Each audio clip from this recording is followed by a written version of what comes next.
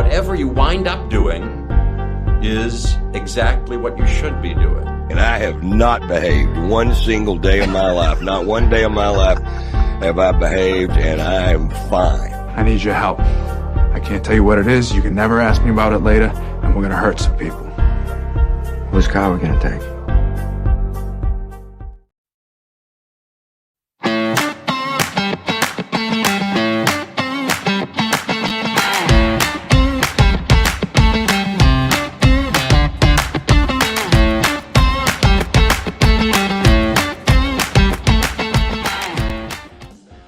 Hello and happy Friday. Thank you for joining us on the Nikki Medoro Show, starting at noon Pacific or anytime on this fabulous thing we call YouTube. A great show ahead. Of course, towards the end of the show, we'll have Sika talking movies. Stephen Espanola, who was here last Friday for Aloha Fridays, will be back. Unfortunately, he does not have his ukulele because he's not at home, but he will be updating us on the Horror Awards. It's like the Hawaiian Grammys that he's up for. So he's going to join us a little bit later this hour. We will be starting off with the news surrounding a very controversial topic, which is transgender athletes competing in women's sports. It only seems to bother people going that way. And what is it time? Is it way past time to create a separate category just for transgender athletes? What would that look like? What would that look like in, let's say, high school sports and college sports? So we'll touch on that as well. We have a bunch of stories having to do with your money, how to save money, how to lose your money. Have you ever tried to get out of a subscription? The Federal Trade Commission is making it easier for you. And there is one local newspaper that really makes it difficult. I don't want to cancel my subscription, but when I looked into it, I was like, well, that's a pain in the ass. So I'll share that story as well. There's a bunch of stories about people making great money, being kind of ingenious. And of course, it is that season. So that, of course, includes the Girl Scouts and something that's happening in Alaska that is straight genius. And no, it's not setting up in front of a pot shop. That's nothing new, right? All right, but before we get to all of that, please do something that is absolutely free and easy, and that is click that thumbs up button right below the screen right there. Click it. It's free. It doesn't cost you anything, and it really helps out the show. So if you guys can do that, that would be absolutely amazing. The super chat is live. There's a $sign underneath the comment box, and you can throw super stickers, super thanks our way. And of course, please consider donating to the show by becoming a Medorable, as I love to call my crew, monthly Patreon subscriber. Kevin, you just signed up. I thank everybody that's been signing up on the daily or bumping up their current subscription. So that would be awesome. We're completely 100% crowdfunded doing this show. So we'd love to do it. So just go to thenickymedoroshow.com, and right there you will find a link to our Patreon and a past shows to share with your family and your friends. And of course, if you like PayPal, thenickymedoroshow@gmail.com is the way to do it. And I forget her name, but she gave me a great idea for something to add to my merchandise shop. That is on my to-do list this weekend. I have a number of ideas. Actually, two. Number one, two. I have 2 ideas to add to my merchandise shop. But if you want to grab some of the stuff like you see behind me, t-shirts, tote bags, cups, tumblers, AirPod cases, they're all there at thenickymedoroshop.com. Okay, let's get into it. Has anybody's opinion about transgender athletes and competitions changed? Let me know in the comments. So I've maintained that when we're talking specifically about kids, like high school kids competing, right? If there's no division for them, right? If there's not a transgender division, and they are transitioning, right? And so maybe their names have changed, how they want to be treated has changed, those sorts of things. They should be given an opportunity to compete in sports. We know the benefits of sports. We're not talking about the NFL over here. We're talking about high school. I understand competition. I understand what that means to somebody to win or to lose or to feel like something's not fair. But we also know that transgender children, we're talking about kids here in high school, have a higher suicide rate and need protection. I will always put life before sports. Hands down, 100%. But as people age, okay, how do we address competition? How do we handle when you're at that certain level and what division, what category you get to compete in? A couple headlines surrounding this. One came out yesterday. Track and field has banned transgender athletes from international competition. That happened yesterday. They have adopted new regulations that could keep an Olympian, Caster Semenya, and other athletes from competing. And these athletes have differences in sex development. They are not transgender. They are not transgender. Semenya is not transgender, but was born with higher testosterone levels as are other athletes. The World Athletics Council adopted the same rules as swimming did last year in deciding to bar athletes who have transitioned from male to female and have gone through male puberty. No such athletes, though, currently compete at the highest levels of track. Now, those with DSD, that's differences in sex development, like Semenya, they could be impacted by this rule. Now, Semenya is a two-time Olympic champion at 800 meters, but was barred from that event back in 2019. What do we do here? How do we keep things fair and inclusive? Or is that even possible in sports? I mean, is it possible to allow people to compete as they feel comfortable in their own bodies and yet not have separate divisions? Because my thinking and my reaction to this, again, not in high school. In high school, I just let the kids play. Barring kids from playing sports, when we're not talking about, the Olympics or something, it's cruel, in my opinion. Okay. You guys can tell me in the comments if I'm wrong.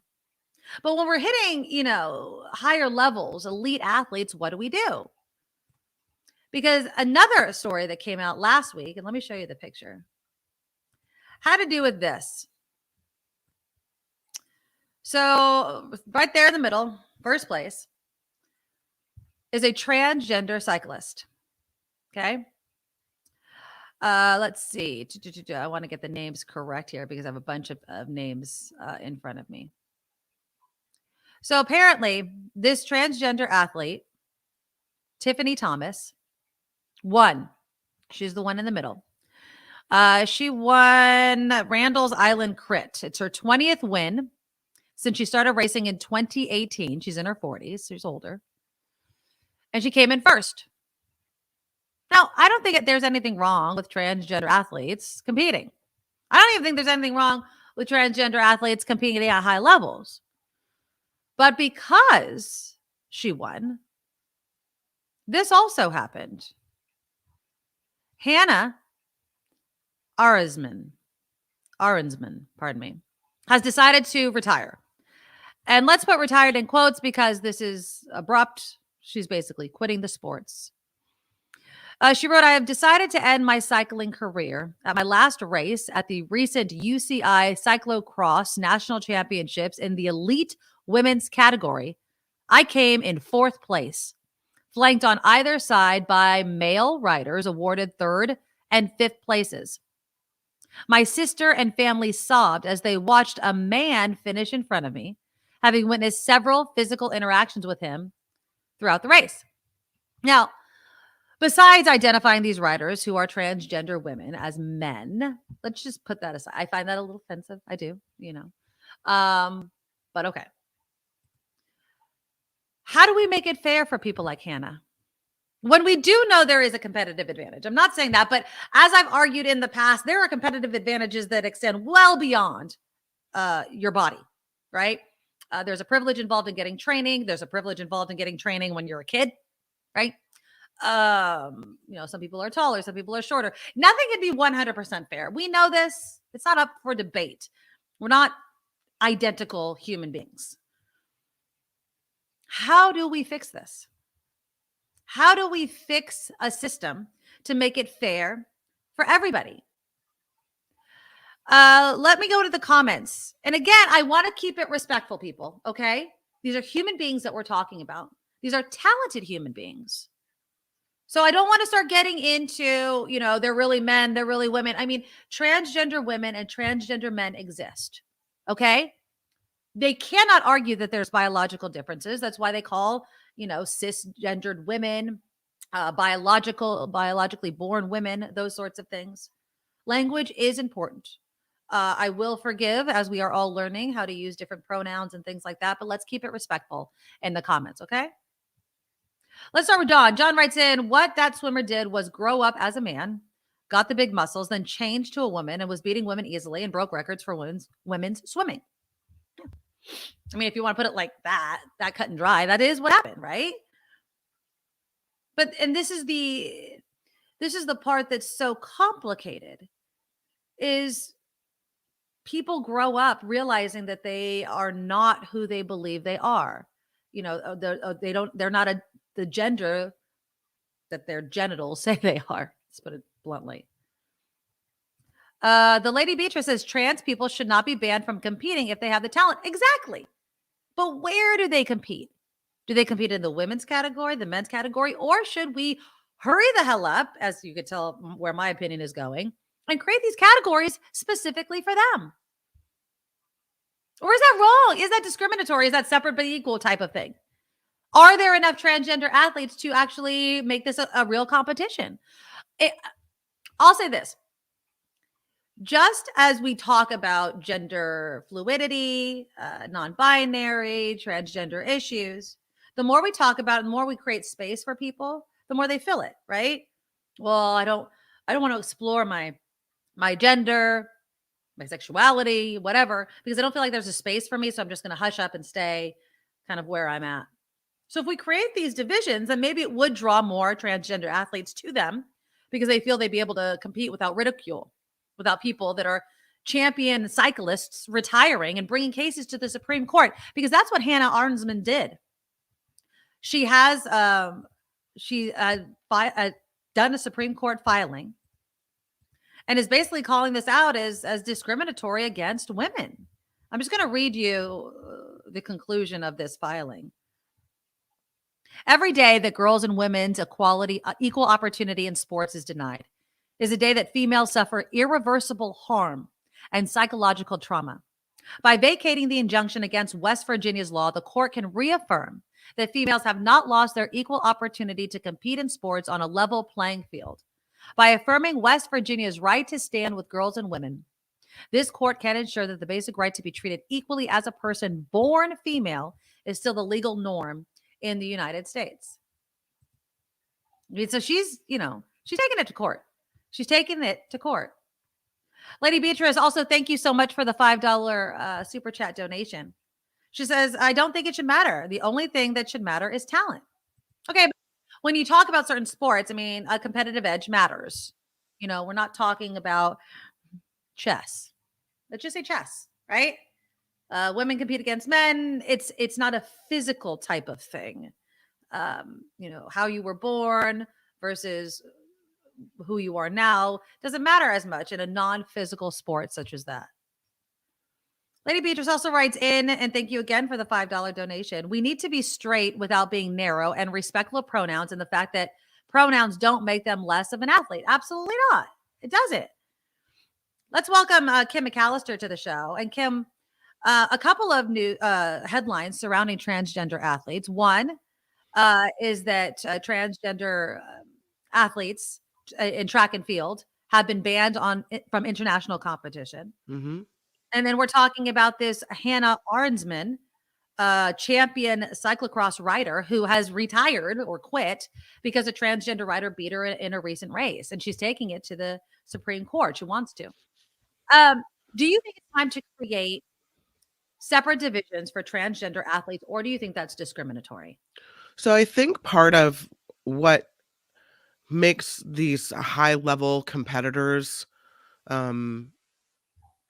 I don't want to say it's the only reason, but there needs to be fairness. When you put that much of your time and devote pretty much your life, I mean, they practice, they're all about their sport, right? So when you have people that are just all about their sport and putting so much time and effort and passion into something, they need to at least feel like at the competition level, things are fair.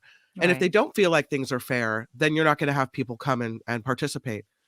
I feel like maybe a different yet equal category is in order. If you have that many trans people competing, then why not?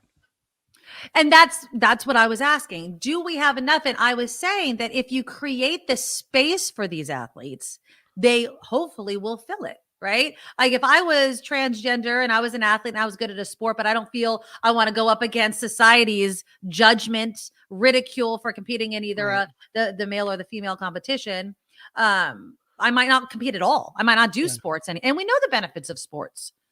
But they need they need to hurry the hell up with this. Yeah. Because every year that you don't create these categories, transgender athletes are either banned, like from certain competitions, or they are allowed to compete. And then you have something like Hannah Arnsman is saying, this is not fair. Yeah. I am losing, a podium place because what she considers men are competing in a women's category. Now, I want to be respectful to transgender women. Okay. I understand, why they want to compete in the women's category. I understand that. But at the same time, you also can't deny science. So we need to make it as fair as possible. I don't think it ever will be. I wish that it didn't matter, but it does. If you did have a separate category, it would have to be treated like the regular gender categories, reported, so-and-so won the Olympic gold medal in, for trans, for whatever. I mean, it would have to be as highly thought of. And I think you can do that. And I also don't, I think when we talk about certain sports, just bringing it down to hormone levels, because that was what, some people were saying. Well, if you take hormone suppression, Now, obviously it can weaken the muscles, but it doesn't completely erase what puberty and growing up before transitioning does to the body. And so I don't know how early to start this. I don't know what's the fair thing to do, but until we address it, we're going to have a really hard time saying that sports are fair, specifically for biologically born women and women in general that are not transgender. Hold on. What did Lori write? She said, what Nikki's saying about high school sports is problematic because professional and college scouts go to high school games to judge and recruit athletes. But what I'm saying is, I do think that there should be a space for high school sports if they want to create these divisions. Not having the divisions in high school sports, which is in turn telling transgender or high schoolers you either can't compete or you have to compete in a category that doesn't align with who you are. That's also problematic to me because we know the mental anguish, the mental risk, the high risk of suicide among transgender youth. Do we want to add to that by not allowing them to participate in the sport that they love? I don't know. It's hard. It is so hard. John says, if you have sports like swimming and running and you don't have women and men competing against each other because men tend to be bigger and stronger, but they can try and see what happens. Well, yeah. I mean, who was it? I think it was Venus Williams. Or was it Serena? Can't forget which interview I was listening to. It might have been Serena. Probably Serena. She was talking about how she would never compete against men in tennis. She's like, no, I would lose. Now, that's not saying that she is not a great athlete, but her saying that really, well, at first it surprised me, right? I'm like, you're Serena Williams. You can kick those boys' butts. But she was talking about how much harder and faster they hit the ball than she does. And if you've ever seen her play on TV, gosh, if you've ever seen her in person, you know she's strong.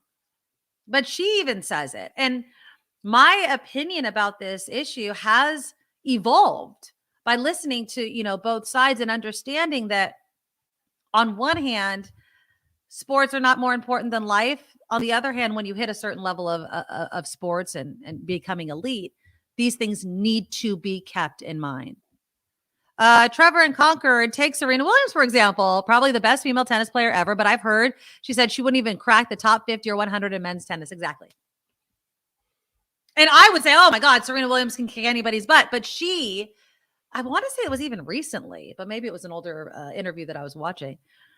she's like, yeah, there is a difference, just in the muscles and everything like that. And I don't know, man. I It's think a tough question.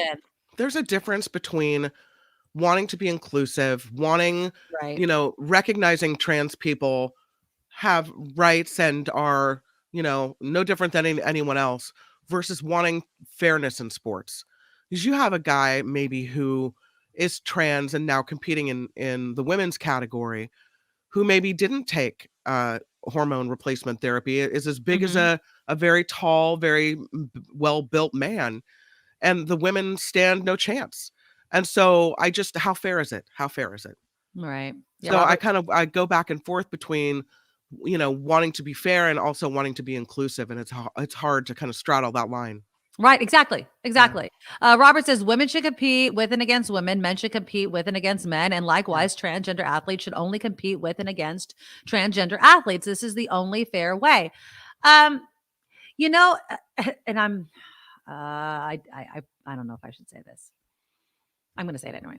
I also think that the question of how soon to start medical intervention with transgender youth could possibly be addressed, or kind of concerns or fears allayed if we create these categories for kids, right? Because then you can kind of compete without trying to hurry up and suppress your hormones, because what if in the future you want to compete and we have set these rules that you can't go through puberty, and it gives them some time, right, to kind of grow up and hit an age in which I don't know, more people feel comfortable with it. I don't know. I still think it's between a kid, their parents, and their doctor. But it's just one of those things where I feel, and I'm feeling more and more like a category dedicated to transgender athletes is going to be ultimately the only fair way to do this. I don't think it should be by hormone levels. I don't think it should be like that, simply because, one, some people are naturally born, like Semenya, the Olympian, naturally born with higher testosterone levels. That's not her fault. But because of that, she's being lumped into this conversation and being banned from international competitions because of it. So I really do think this is the only fair way. David says, if Bruce Jenner, Caitlyn Jenner, had declared herself as transgender in her prime, how fair would it have been for her to compete in women's sports? And I'm going her because I don't want to dead name her. I mean, again, I don't think it would have been fair, right? Fair. And this whole idea of fair. And it's sports. And do we put, all of these things above people's livelihoods or life, not livelihoods, and mental state? It's so tough. I wouldn't want to be in charge of making the decision, but I will also say this. The sooner they make it kind of a blanket rule, the better. We really need to get this going, because boys and girls are watching. Transgender boys and girls are watching. And where do they fit in? What can they train for? What can they aspire to do and be and compete and all of those sorts of things? So I think it's just competition. And we also need to elevate it, right? It's like, if you are an elite athlete, you want to compete against the best of the best. And if there's nobody filling these categories, if we create a transgender division and there's nobody entering it, then who do you compete against? And how do we make that happen? So it's just really, it's a hard one. We'll see where that case goes. But there was one article that was asking a basic question: will it take women quitting their sports in order to save it? That's too bad. Arnsman basically did that. Hannah Arnsman, she quit. She retired early because she's done competing against what she says are men in the women's category. Yeah.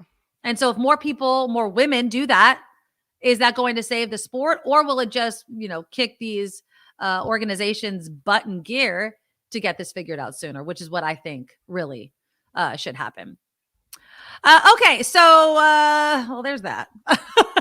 We'll leave that to the comments and we'll revisit that at a later time. We do have Stephen Espanola, who's going to be joining us in about 10 minutes. Unfortunately, he doesn't have his ukulele today, which is fine. He's going to update us on the awards. Yeah. We'll check in with him. And then we'll get something regularly on the calendar. Tim Sika, again, will be joining us in the second part of the show from movies. Did you see this headline, Kim? because I have some money headlines going on. Young moviegoers are more likely to pay for good seats in the theaters. This nickel and diming BS is really getting to me. They will get you. They will get you coming and going. Anything they can charge you for, they will. Would you pay for a good seat? Would you pay extra for it? Like a concert, but it's just a stupid movie? Or do you think it would keep you from going to the movie theaters, which is what I'm thinking? It would keep me from going to the movies. Right? Yeah. I mean, so according to Morning Consult survey of moviegoers, they go to AMC. Apparently younger moviegoers, apparently they have a bunch of money burning holes in their pockets because they don't mind paying extra fees to see films inside theaters and get the best seat in the house. 54% of Gen Z and 46% of millennials found dynamic pricing, which is what it's called, appropriate at movie theaters. Bull. Now, I like choosing my seat. I actually do like that, but I don't want to pay extra for it. Right. I have paid extra for movie seats. Have you ever done, what do they call it, where the seat kind of moves? Have you ever done that? It's like 4X, 40. The theater here, you mean like it rumbles? Yeah, like it rumbles or kind of moves. Yeah, and you kind of control it. I've paid extra for that just because I think it's kind of cool, and I don't mind a problem because I feel like it's sort of like a ride included in the movie. So I see a value added to that. Just to sit in the middle of the movie theater, I should be able to get that seat if I get my tickets early enough. That's what I think. Right? I mean, John says movie tickets are too high and snacks are way too high. Exactly. I mean, the snacks are more than the movie ticket, honestly. Because that's where they make a lot of their money. Absolutely. But I feel like the movies has taken such a dramatic hit from COVID. No, I mean, look at all the theaters closing, the theater chains closing down, shutting down, that I feel like when I, pay $30 for 2 popcorns and Junior Mints at the movies, and it seriously is almost that much. That's why you have to sneak the snacks in, my friend. You have to. Yeah, but I want to support the movies. I want the movies in my town to stay open. Like the smaller theaters, yes, but I don't think that they're going to be closing down the major movieplexes. They are. They're shutting down the major movieplexes in Petaluma? No, well, not yet, but I think, was it AMC? I'll have to look it up, but I think AMC was shutting down some theaters. There was one in San Francisco that was a big movie theater that closed down. A lot of them have gone by the wayside because of what happened during the pandemic. Not San Jose. We kept all of our movie theaters. Okay. M. Oak says, I'd pay extra for the restaurant that shows movies with plus wine and desserts. That sounds like a good time. Well, I mean, in San Jose, it's Campbell. I think it's Campbell. The Prune Yard. They have one of those theaters that brings you food. So they come out and they have menus and they have the reclining seats. Yeah. And so they serve food. Terrible Moscow Mule, by the way. They have I think they make their own ginger beer. It's awful. Every time I forget, they always have it on the movie menu. And I'm like, oh, I'll get, there's something that I just don't like about it. So that's always a bummer. Perry Joe says, pop my own popcorn, pause for bathroom break, 75-inch TV. I'm staying home. Yeah. Kim says there's only one movie theater in Petaluma. Yeah, there is. And it's a very small chain. Well, I would support that one then too. Yeah, I don't want them to close. So yeah. Yeah. I just don't want to pay extra for what I already got for free before, right? So give me something more. I'll pay for the 4D experience of my chair, so it kind of feels like I'm floating or rumbling or something like that, because that's fun, right? Yeah. Just to sit in the middle of the theater, I'll sit on the end. Thank you very much. It's no problem. Sam, our friend Sam says it might be a good idea while they increase the ticket pricing for select front seats, reduce prices on some seats to make it affordable for anyone to go to the movies. I doubt they would do that. I bet they keep the price the same and then just more for people in the middle of the theater, because that's how they always do that crap, right? I mean, God forbid you give anybody a break. All right, we'll have some more money news in just a moment. I do want to get to Kim's news because we also have Steven Espanola, the ukulele player. I don't think he's going to make it. Oh, did he? I thought that he emailed us and said that he was going to come. The latest email says, don't think I can make it. I'm so sorry. Oh, well, thank you for checking your email then. Okay, so we're not going to, then we'll get to more money news after Kim's news. There is a simple way that you can save. How much do you think, Kim, that you spend on groceries a month? Honestly. Oh, I don't do the shopping, so I don't know. You don't even know how much your husband spends on groceries? You're left I'll in the door. text. Do you I'll think you text spend, them. let me ask you this. Do you think you spend $1,000 a month on Oh, groceries? easy. Really? Yeah. Oh my God, Yeah. that number just like blew me away. Well, I'll play you some sound of a woman that's going to save you $1,000 a month on groceries. So you'll want to tune in for that. Also, the FTC is going to make it much easier for you to quit your subscriptions. And I'll tell you a story about a local subscription I have that is kind of a pain in the butt. Girl Scout in Alaska is just genius. I'll show you what she's doing on, making some money off those cookies. Starbucks' new CEO is doing something that I think all CEOs should do. And I think that it would. Taking a pay cut? Well, no, but Okay. I think that this is kind of genius to make people really like and want to follow you. So we'll touch on that.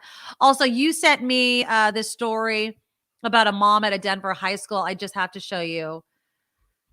Just being in the media, Kim knows, I know that we would be just like this reporter. And then there's book bannings still going on.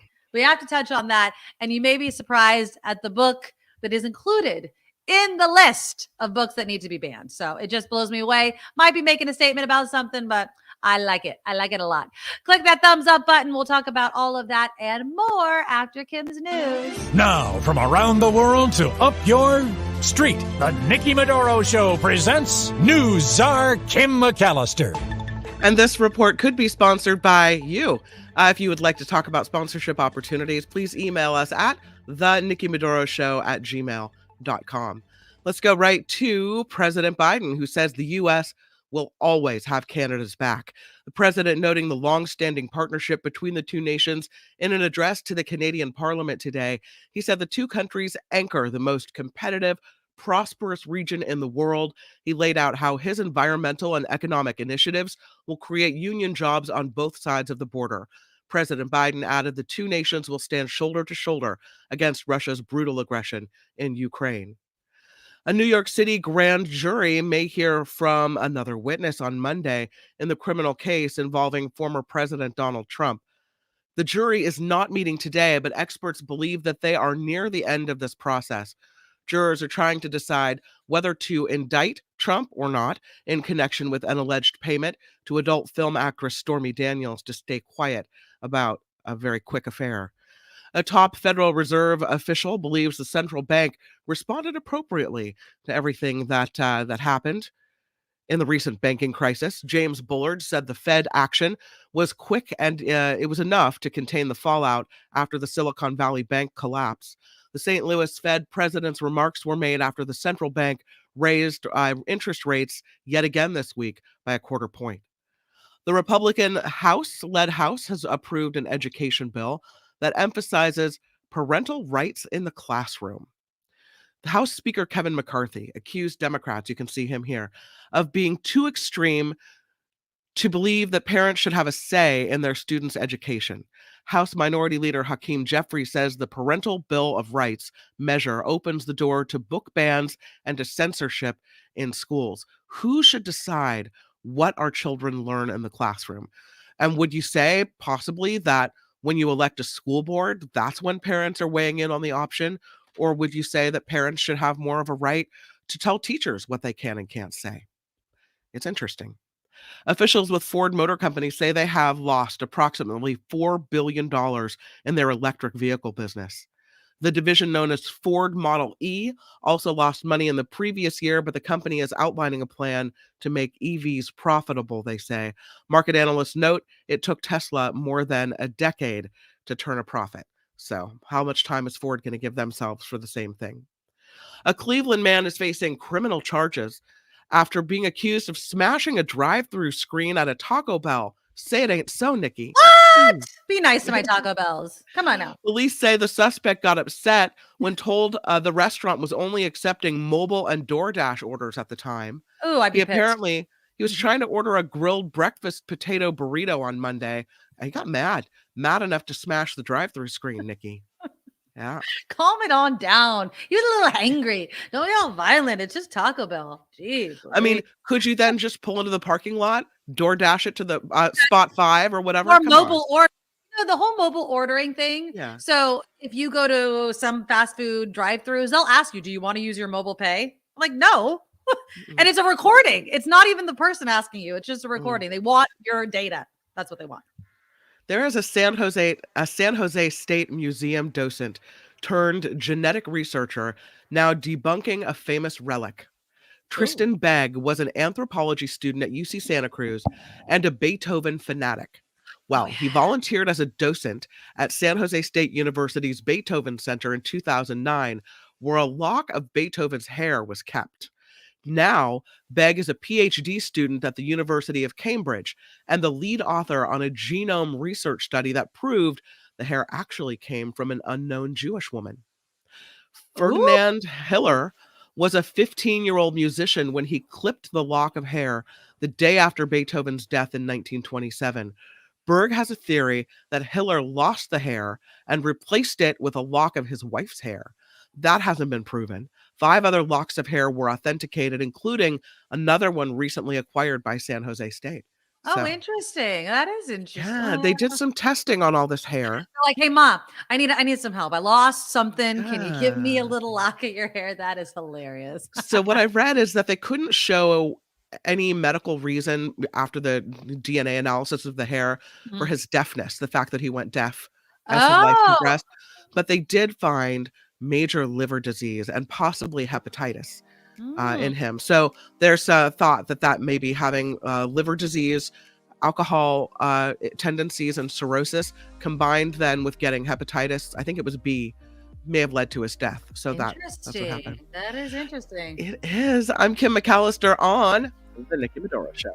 Thank you, Kim. Yeah, click that thumbs up button. I want to say thank you to people that have been donating to our Patreon.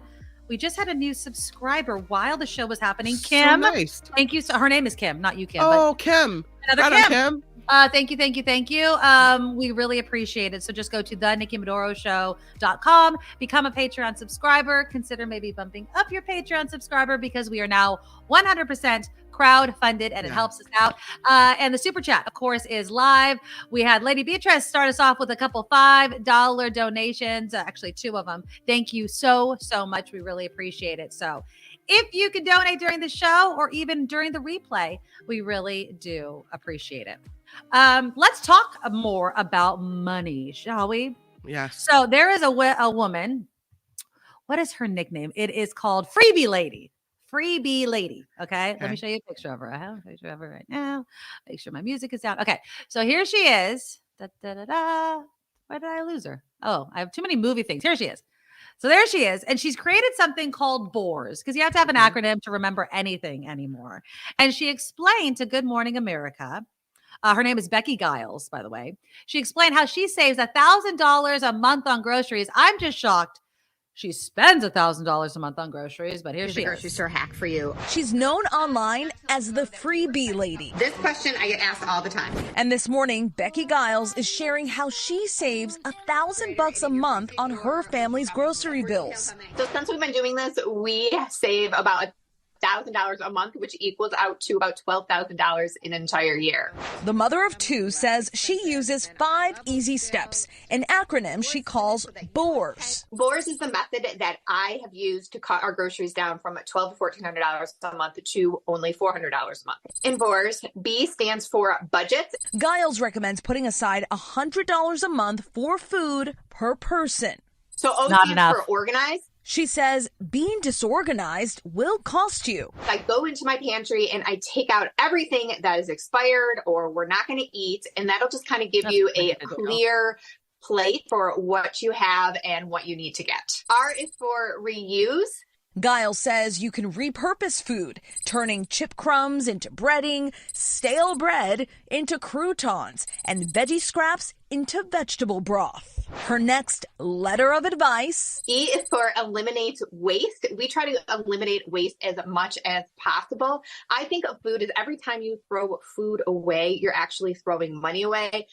Once you start thinking about food like that, it totally changes your mindset. And lastly, S stands for simplify. The more you do it, the more you are going to save. And these are just basic principles that anybody can do, no matter where you are in life or what your family situation is like.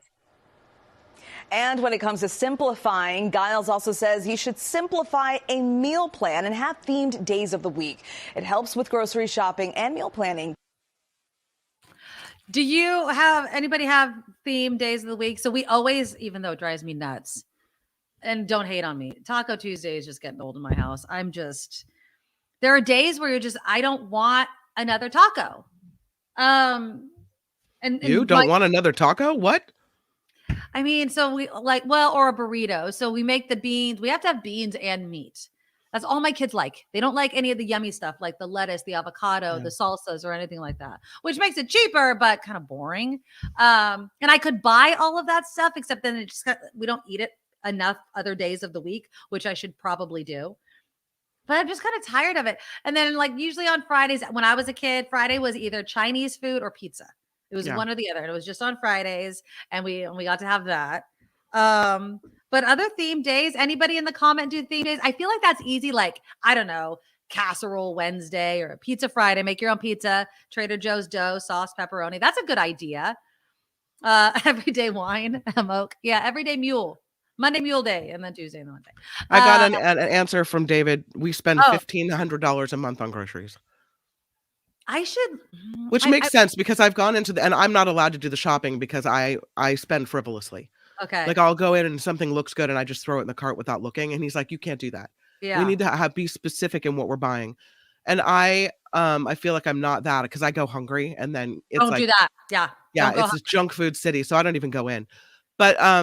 But yeah, I will say that when I have gone in and bought 6 or 7 items, right, it's nearly $100. I know and you have to be smart. So what I try to do, I always have great ideas. I think that's the Pinterest problem, where you get all these recipes. I save recipes, I email recipes to myself, and then I go and I just buy the ingredients to make that, not thinking ahead of, okay, well, what else am I going to use this ingredient? So for instance, green onions. We're not a big green onion family over here, but I needed it for my soup. So I made it. And then now it's just sitting in my fridge, probably going bad because I didn't figure out another recipe to make with it. We had pasta the other night. I don't make anything different with it. We just eat pasta for 2 days. You know what I mean?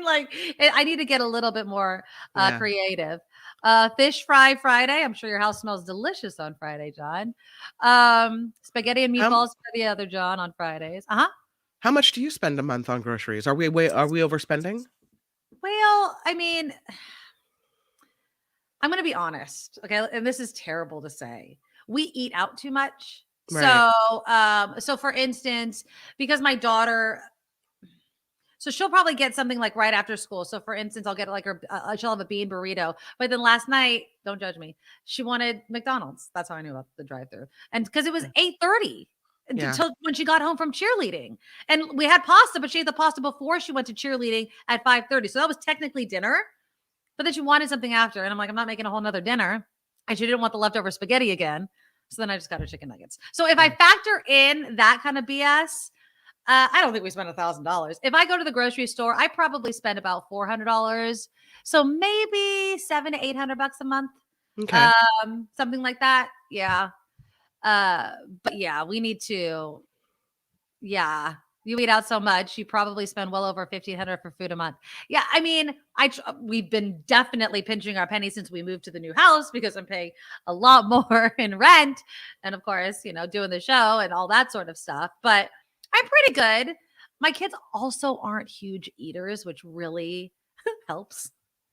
They don't eat full size. I probably spent a ton on cereals and those sorts of things. I did get something for Friday food. So I had said yesterday that I wanted this salad because you had that farro salad, Kim. Oh God, that was good. And the place that I wanted to try, they don't open until 11:30 and they're a little far away. And another way of saving money is not having food delivered. I'm really trying to just go get or make the food I make for Friday food. So I decided to visit. I'm just going to throw this in here as we talk about food. I decided to visit this bakery. It's not too far from my house. I mean, it's a little, but here it is. It's called Jane Ellen Bakery. It's really cute. It's been around for about a year, so it's a new business. Very cute. Went inside. I'll put a little video together to put up on my Patreon. And I wanted something warm, but they didn't heat it up for me because I was saving it for the thing. I decided to get an almond croissant. So there it is. It's pretty big. I mean, it's big. It's about the size of my hand. It looks good. It's going to be messy, but it looks good. Well, I mean, I'm just going to take a little bit of a bite because I don't even have anything to drink right now. Now, the one thing that I've heard about almond croissants is it needs to be more than just almonds on top. There needs to be almond paste on the inside. Right.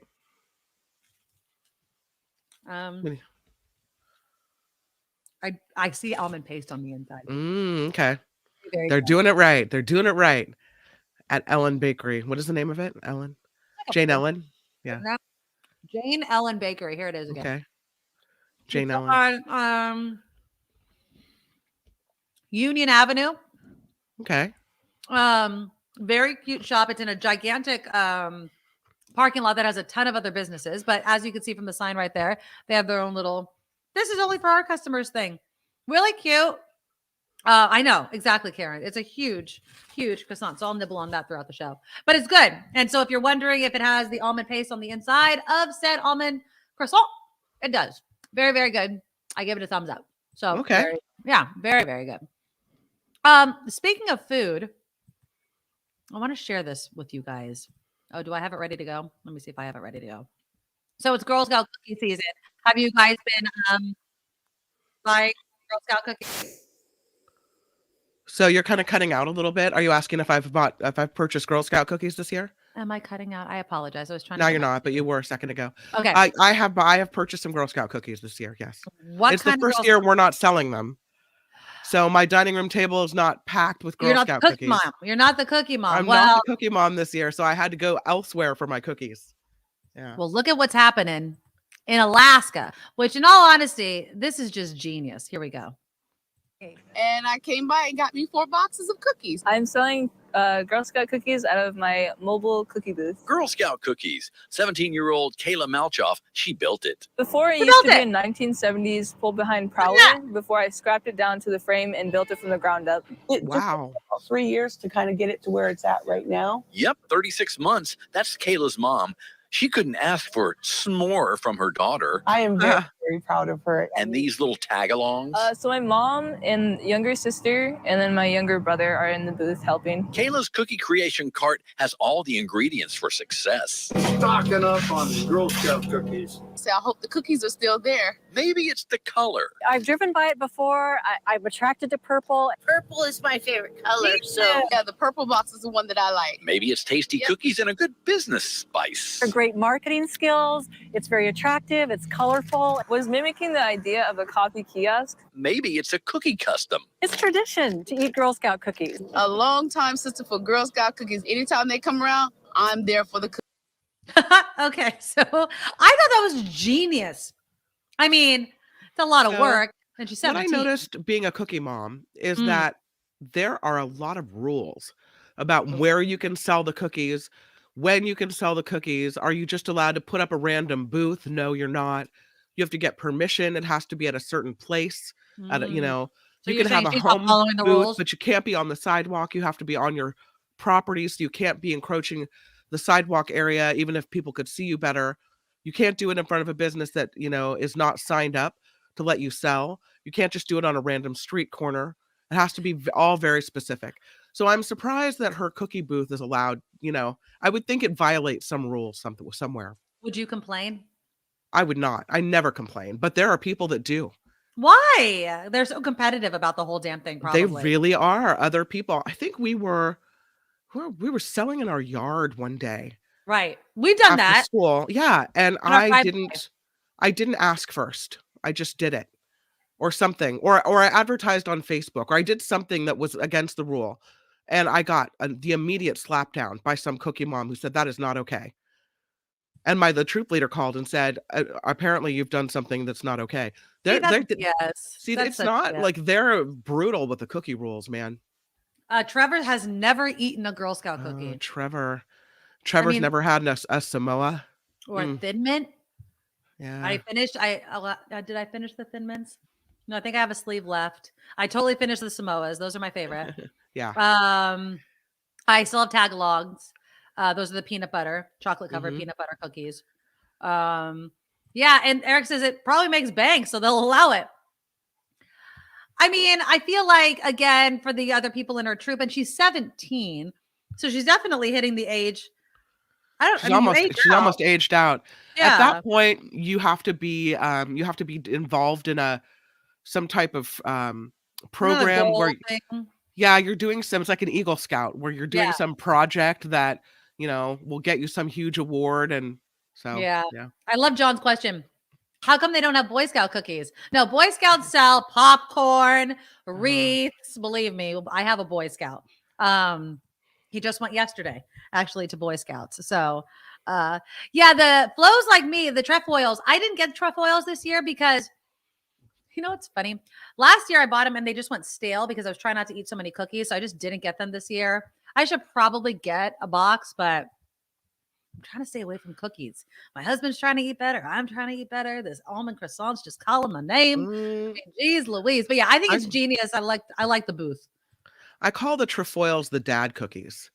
Whenever you have a man approach the cookie booth, they always get the trefoils. Really?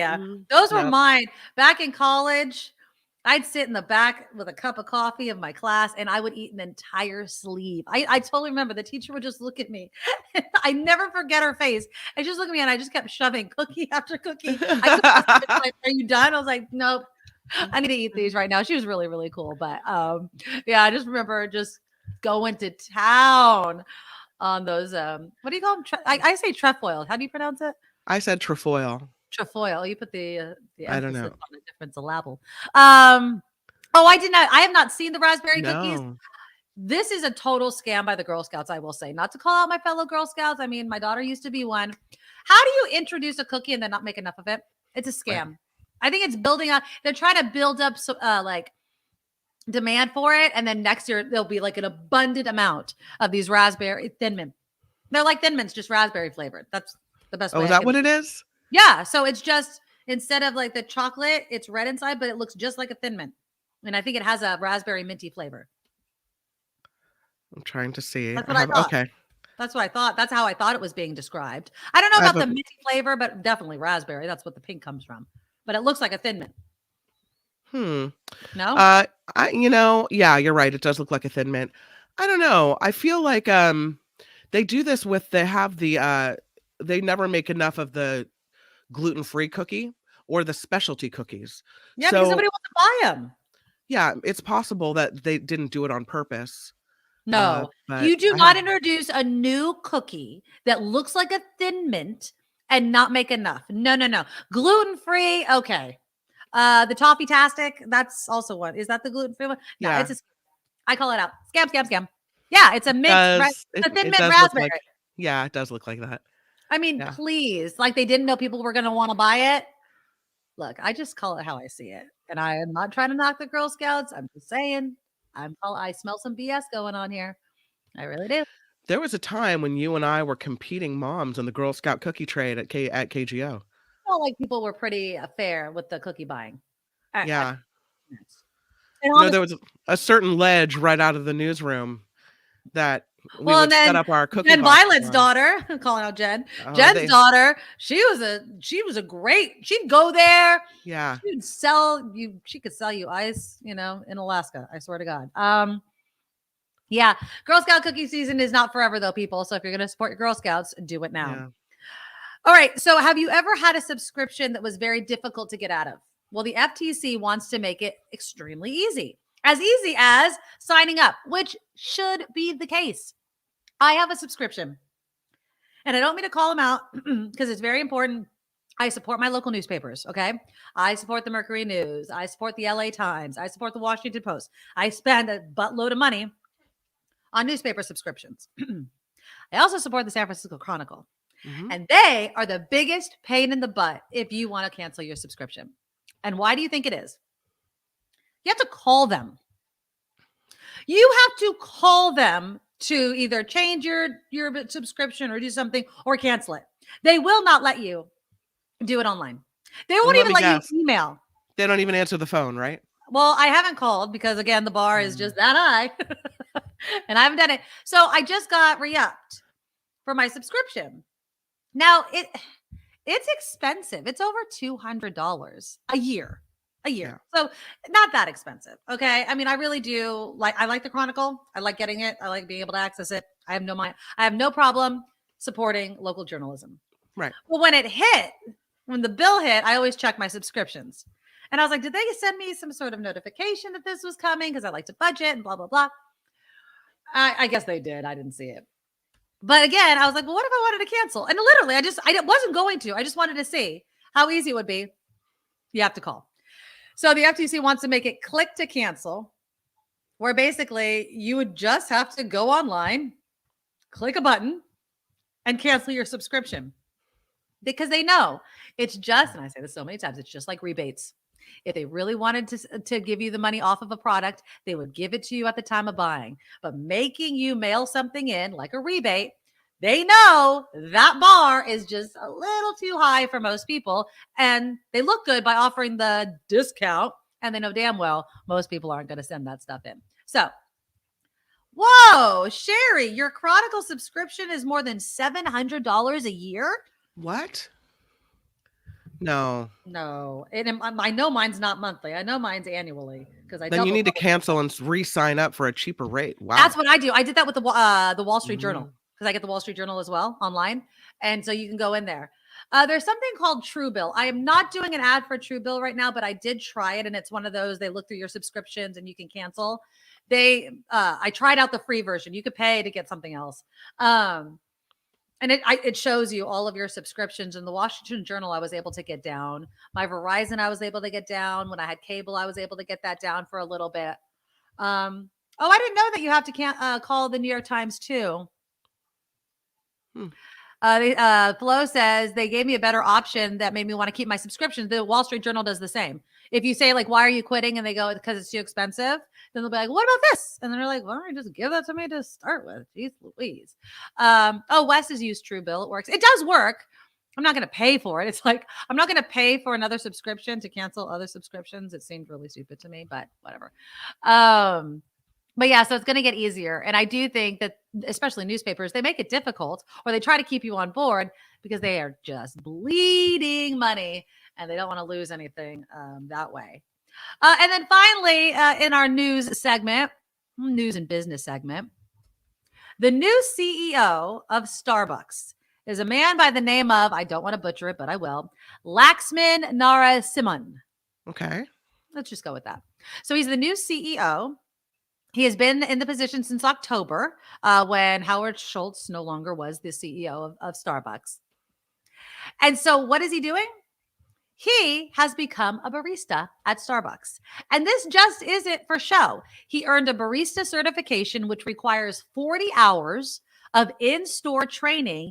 And he wrote all of the employees a letter, says that he will work at least one shift a month as a barista. And I am like, you need to get down there with the people, like show them that you know what the hell it's like to do the job. And I don't want to see any, they know that we're coming.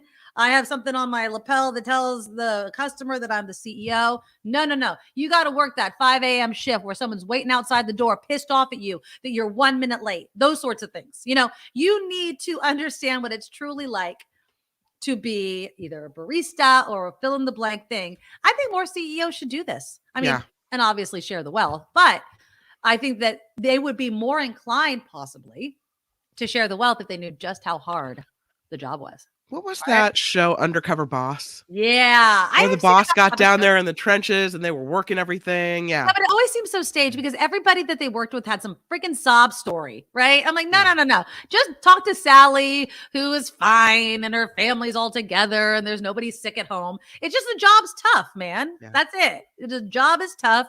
Do it. I know that Undercover Boss needed it because you need to have conflict on a TV show because nobody just wants to look at regular everyday life, I guess. Right. But I like that. I like the idea of CEOs doing stuff like that. Okay, let's do Kim's news. Coming up in the second part of the show, of course, we have Tim Sika. He's going to tell us his reviews on what to watch and what not to watch.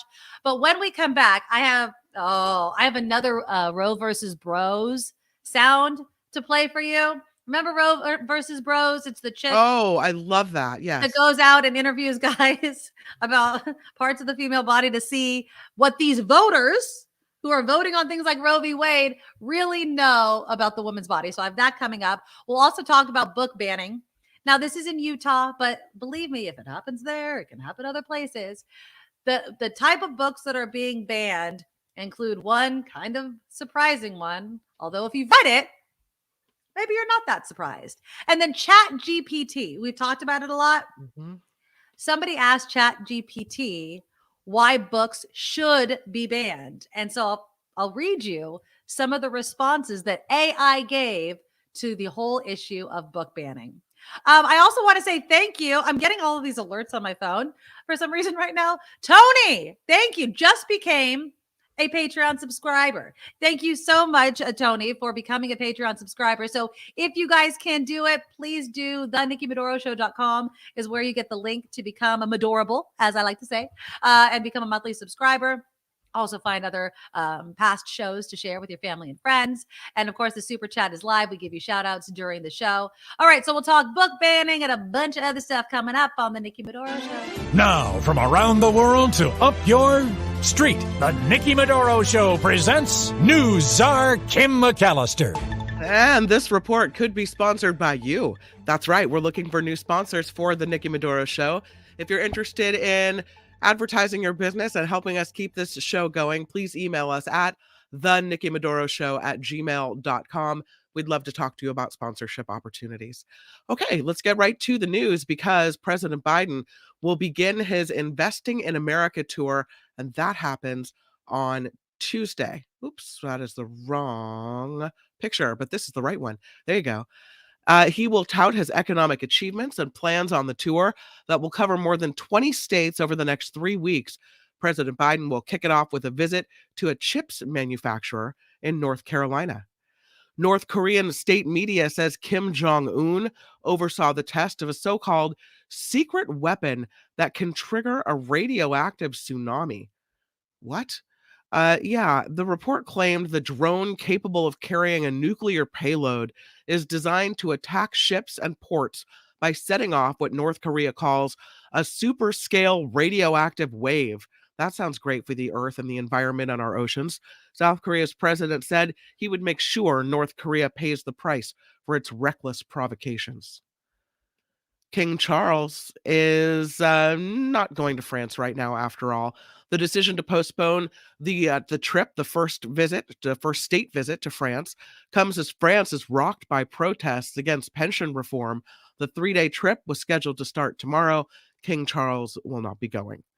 The U.S. Coast Guard is responding to many navigation hazards created by all of the recent storms. Apparently, it's stirred up quite a bunch of stuff in the bay. 3 60-foot deck barges were adrift and collided with the 3rd Street Bridge at McCovey Cove in San Francisco. The area was closed to boats. Several docks with vessels still moored to them broke loose and were adrift in the Oakland estuary area. They were all safely recovered. Elsewhere, many boats and other vessels have gone rogue in Richardson Bay, Sausalito, and the Tiburon area, which the Coast Guard has since secured. A husband and wife from Southern California behind bars on suspicion of intentionally causing severe car accidents and then posting the videos onto their YouTube account. Christopher and Kimberly Phelps were arrested Wednesday. Investigators say they were trying to collect fraudulent insurance payouts. There's a YouTube channel that has about 160 dashcam videos of crashes and attempted collisions and road rage incidents connected with this couple.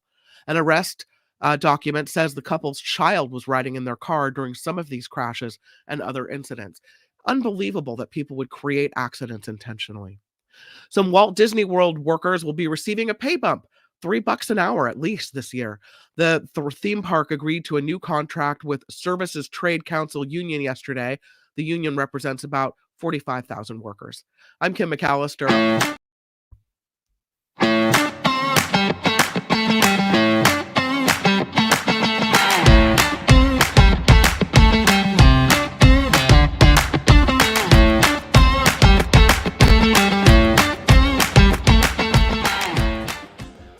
I got a little finger happy over there. Sorry, Kim, for cutting you off. And thank you.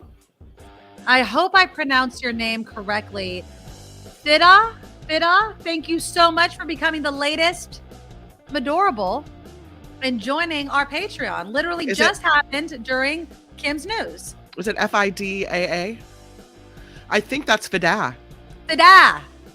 Yeah, and I think I know FIDA. I think I went to high school with FIDA. Oh, well, FIDA. Yeah. Thank you for becoming a Medorable, donating to our Patreon. If you would like to be part of the Cool Club, just go to thenickymedoroshow.com, thenickymedoroshow.com, and sign up. And you can donate any amount. And again, if you've already subscribed, we were talking about subscriptions. If you've already signed up and you can donate a little bit more every month, we would appreciate that as well, because we are 100% crowdfunded. Okay, let's start with the fun part. And that, of course, is Roe v. Bros. Now, remember... I love this so much. When the whole Roe v. Wade thing was happening, there is this woman. Her name is Tiffany Springle. She's a genius. And because she doesn't have to do a lot to make a very good point. Okay, so she goes and she does this thing. You can find it on YouTube. You can find it on like social media platforms. Okay, and it's called Roe v. Bros. And she interviews and just asks, and I can't show you the video because obviously it's YouTube, so you'll just hear it. She asks guys questions that they should know if they're voting on something that has to do with a woman's body. But of course, it doesn't happen.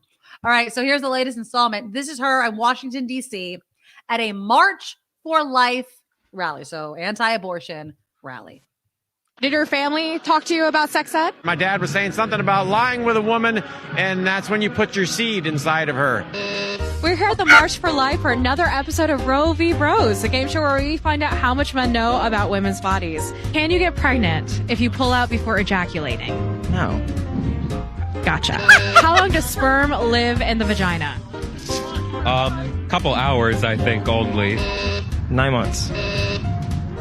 8 months? 6? No hints? 5 days. I'm gonna go 2 minutes. No, yeah, 2 minutes. Well, if she's pregnant, doesn't it live in there the whole time? 2 minutes and forever? 2 minutes and forever. I just don't know much about women's bodies. How much does it cost to deliver a baby without insurance? $600. Are you kidding me? Can you get pregnant if you pull out before ejaculating? I mean, I guess it depends on where things land after that. How many ovaries does a woman have in her lifetime? How many ovaries? I don't know, at least like ovaries. 5. Let's go 8. 5. What made you say 8? It's my lucky number. Do you think you're lucky right now? Probably not. Did you have sex ed in school? Yes. Did you have sex ed in school? Yes. Yeah, I had sex ed in school. With those answers in mind, clearly there's more work to be done. Send this to a friend who needs to know more about women's bodies. How sad. Yeah. How sad. And these are people. Now, again, I'm going to show you this picture because these boys, look at them. Big smile on their face. Now, that's fine. I'm not going to try to debate you on if you are for or against abortion, but maybe, boys, you should know a little bit more about the woman's body that you are trying to legislate, right? Mm-hmm. I mean, they don't even understand how women get pregnant. They don't even understand. They just don't understand so much. So I love Tiffany Springle. I think that she's making an excellent point. She's making these boys look really, really stupid. The answer to what is the average amount spent to deliver a baby without insurance? $19,000. Ooh, $19,000 really? is the average, right? So I'm sure you're adding C-sections in there and everything else. Yeah, exactly. So and it's just ignorance. It's ignorance, and I don't think that these boys have, are bad actors or something like that. I just really think they're not paying attention. No. I'm going to make a total big generalization. I think that when boys, especially high school boys, where they're learning sex ed, I mean, you're talking about boys who, when you say sex ed, they think sex. They don't care that there's only 2 ovaries. That's it, right? Why would they care? No. Why would they care knowing that you could still get pregnant even if you pull out, right? They're not paying attention to those sorts of things. It's just another example of people having an opinion on something that when they don't have all the information at their fingertips. Exactly. But yet there's repercussions for the rest of us in this country because of that. And that's sad. It's scary. It's really scary because these people vote and these people end up in our schools. Yep. So now this isn't surprising, of course. But in Utah, Farmington, Utah, the Davis County School District has announced it is going to remove a Nobel Prize winning novel, The Bluest Eye by Toni Morrison. This book is often at the top. I think it's like in the top 10 most banned books. Have you ever read The Bluest Eye? No. I haven't either. But now I want want to. Exactly. I mean, I heard it's real. Obviously, it's a Nobel Prize winning book on its own. Yeah. But it's, it deals with the Great Depression. It tackles racism, incest, child sexual abuse. Now it's often read in college, I guess, but it's apparently in some libraries. It's listed as the 10th most banned book from 2010 to 2019. And it was among 9 books in 2021 removed from high schools in the Canyon School District after a member of a parental group complained that it was offensive. Now, some of the rules surrounding this book banning idea, they have a rule where the parent has to read the book first. You have to read the book before you can say that you want it banned. How do you prove that you read a book? I mean, you could just say that you did. Are they going to give you a book report? Like, do you have to give a book report on it? Right. Are you going to do Cliff Notes? I mean, what are you going to do over here? Right. So I hate the idea of banning books, obviously. But at the same time, I do think there should be a compromise. And I'm going to compromise just because I live in a country with people of differing beliefs, right? Allow these kids to opt out. When you set up reading lists, find books that, either a parent can be like, okay, not that I don't care, but I will leave it to the professionals to judge which books are appropriate for which grade levels and the lesson plan and what have you. Or I want to be notified of every single book and opt in and opt out. I mean, teachers have their syllabi, whatever. Most of them, I think at the beginning of the year, I'm not a teacher. So if there's any teachers that want to correct me on this. So don't you know kind of the books that are going to be presented throughout the school year? And so just give them to the parents. Be like, here you go. And if you don't want your child to have it, maybe you have to have a valid reason. Maybe you have to have a footnotes, like some sort of explanation other than I just don't like it. And I heard on Fox News that it's just pornography, you have to have more than that. When I would argue that when you voted for your local school board, that's when your decision making in what's taught in the schools came into place. You put the people in place that you wanted. They help set the curriculum with the school district president and superintendent and whatever. And that's it. Then back off. Yeah. But then you just elect people to school boards, which is what a lot of them are doing, that think the way that you do. And then what? And then these kids that go to this school lose the power, right? So I feel like, I don't know. I mean, maybe there should be, like we always talk about bars, right? If you want to complain and get something banned, you have to either sit through maybe a class teaching you're an adult, so you can be educated on this book, sit through a class, watch some sort of lesson, hear something. Those things can be created as part. I know it's extra work, but once you create it once, then I guess you don't have to create it again. Or find some sort of explanation to educate these parents, because obviously they weren't educated, So let's stop it in its tracks. If they're just like knee-jerk reacting, oh my God, they talk about penises or child abuse or incest, and just those words are triggering them. I mean, then you can go down the rabbit hole of the books that are included. I feel, it's sad because I feel like just because I haven't read the book or I might find things in it offensive doesn't mean I want my child to be closed-minded and not aware of things in the world. Well, but I mean, if you find certain things offensive and won't even read the book, then I think that you're just kind of raising your kids that way, Right. But yeah, in Davis County, again, in Utah, someone, and I'm sure it's like a parent like one of us, Kim, trying to make a point, wants to ban the Bible. And they're like, look, if you're saying that we can't have something like The Bluest Eye that mentions incest, bestiality, prostitution, fellatio, dildos, rape, and even infanticide mentioned in the Bible. Dildos are mentioned in the Bible? I don't remember that either, but that apparently I've not read that passage. And well, maybe something that could be used as, I don't know. But they're saying, look, if you're going to say this book that mentions these things has to be banned, then the Bible does too. Now, I don't think either of them should be banned. Let me make this abundantly clear. Right. But Again, if you're not talking about your religion, I'm not bringing my, they were interviewing some Utah woman. This has nothing to do with religion. This has to do with pornography. Okay, then your Bible, hand it on over, because it mentions all of these things as well. Mm-hmm. And so again, when you bring it up like this, we're like, oh, not the Bible, obviously. Why? You know, it's crazy. So there's this article where the writer asked ChatGPT why books should be banned. Okay. So here's some of the questions and how it responded. The question was to ChatGPT, shouldn't we remove explicit books from libraries? ChatGPT says, as an AI language model, I believe decisions on what books should or should not be available in libraries should be made with careful consideration of the principles of intellectual freedom and the diverse needs of library users. Libraries play an important role in providing access to a wide range of information and ideas, including books that may contain explicit content.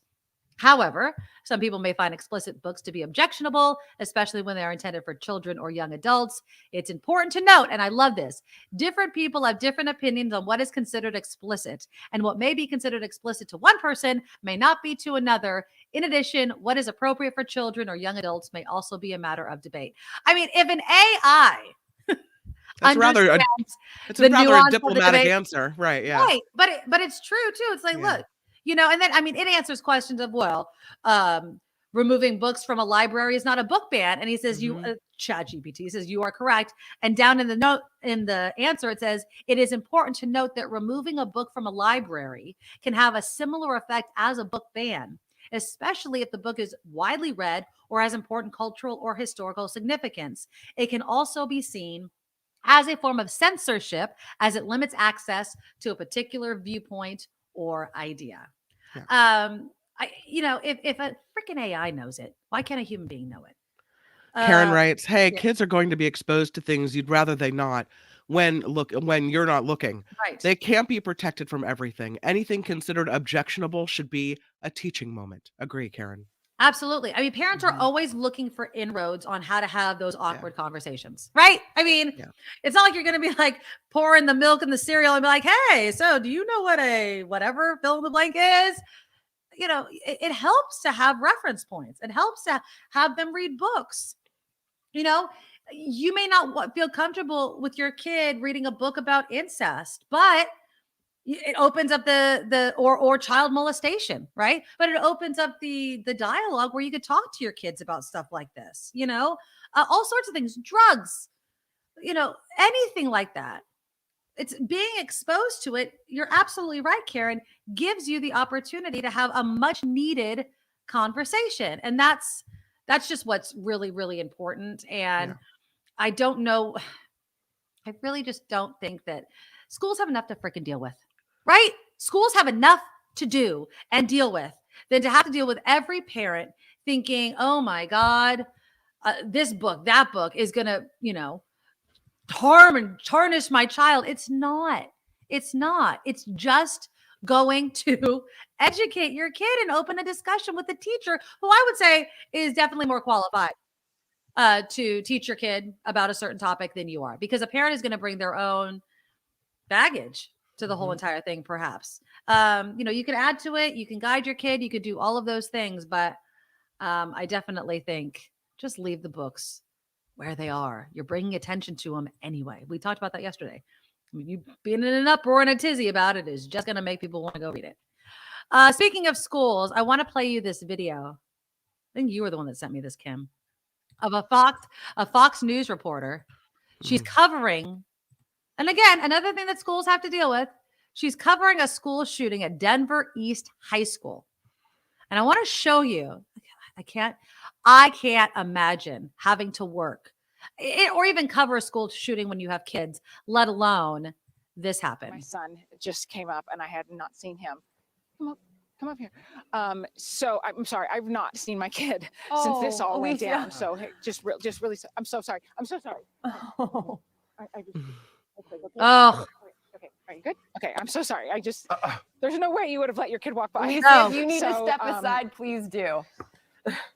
So, okay. He's okay. He's good. You're good? Okay. She's like, you're good? It got me weepy watching that. I've watched it like 5 times. Oh my God. I can't even imagine. She was so awkward about it that I don't think she did it to exploit the fact that she had a kid in that school. No, not at all. I think it was so like spur of the moment, like there's my child, There's I my have to kid. hug them. Oh yeah. I would have been way more professional. No, that hug would have gone on way longer. I would have dropped my microphone. I probably would have. They would have like had to follow me with the camera because I probably would have just left and like absorbed the child. Can you imagine how much she had to keep it in check while she's reporting from behind the police tape, and she's reporting on what happened and here's the facts and whatever else, and the whole time inside she's like, "Please let my kid be okay. Please let my kid be okay." Apparently, her niece was also in the school hiding in a closet. Oh my God. Yeah. You know, it's one of those things like, so you can, if you have access to your kid's phone, obviously you could track them. Do you ever do that, Kim? So yeah. I was picking up my kid from play practice and she's lagging. So I'm like, are you walking? And so I'm like, I go in my phone and I can see the little dot. I'm like, okay, she's moving. There's nothing worse than something happening at your kid's school and that dot's not moving, right? If they're hiding or something obviously worse. So I would not have been able to keep it together. Again, it's one of those situations where these parents that complain about every freaking thing, parental involvement, whatever. I mean, you have no idea what these teachers have to deal with and have to go through. On that note, let's lighten it up just a bit. Oh, hold on. I have to give a shout out to David. David Odell says Ezekiel 16 mentions dildos. Thank you, Google. Really? In what context, David? Do you know? I would love to know, like why dildos are mentioned. Are they mentioned in a way that they're bad things, or like if you do they say that word specifically, or is it just like it? Does it say fake penis, or what does it say? I'm interested. I didn't know. Shaft? I don't know. Like, come on. All right, David, you're going to have to be our researcher. I'm uneducated in this, and I would like to be educated. Well, exactly. I feel like that person that was wanting to ban the Bible, and I believe it was totally tongue in cheek. Yeah, wouldn't have used the word dildo unless it was actually used. Right? I mean, it could say like fake appendage. But who's the first person to coin it? I mean, I'm assuming like this is in the Old Testament. I mean, did they trademark this term? I didn't know it was a holy term from the holy book. I did not know this at all. My battery is so funny. Oh my God. I just did a search with the word. I searched for dildo Bible, and you don't even want to know what came up instead. So I'm not. Yeah. Your search mechanism or technique is terrible. Do not look. That is a terrible way of searching. You have to look up Bible passage that mentions dildos, obviously. There's a talking donkey in the Bible too. Okay. There's also a burning bush. You know what I mean? So getting biblical up in here. Heather says, okay, well, while David or whomever finds it, I'm going to lighten it up with what teachers go through. And of course, if you're a parent who has that kid in the classroom, you are going to crack up with this. So there is this teacher. Where's her name? She's on TikTok. What is her name? Miss Smith, she goes by. Miss Smith. Jess Smith. She's 33 years old. She's a teacher, a former teacher, and she does this podcast called Hot Mess Teacher Express. I think I have a picture of her. She have a cute little teacher. Oh, maybe I don't. But here she is talking about the code that teachers use in said classroom. We have a code when we email parents. When we use phrases like, your child is very social, that means they won't stop talking. Or their excitement in the classroom is contagious. It means they will not calm down. Or if they're a natural born leader, your child is super bossy. What was yours? Did you always have something commonly written or said about you as a student, Kim? Just that I talked a lot. Yeah, to my neighbor. Yeah. My mom gave me, do I have it? I might actually have it. She gave me a bunch of stuff when I moved. And one of them was one of my old report cards. And that's exactly what it says. Oh, Nikki's a very social child. We need to work on the talking. I'm like, well, yeah, that's it. Okay. So the update. Okay. Here we go. Ezekiel 17:17. You also took the fine jewelry I gave you, the jewelry made of my gold and silver, and you made for yourself male idols and engaged in prostitution with them. Oh, male idols, I guess, is a euphemism for dildo. Huh. Interesting. I'm gonna have to put a disclaimer on this segment. Just letting you know. Prostitution. Well, if you isn't prostitution sex for money? Well, you engaged in prostitution with them, I think, is you had sex with the Right. idols. Yeah. Yeah. Yeah. There you go. I guess. Who knew? Yeah. Who Thank knew? you, David. Don't. Oh yeah. Don't do work. Everyone's now getting biblical with me. Ezekiel is the freaky part of the Bible, I guess.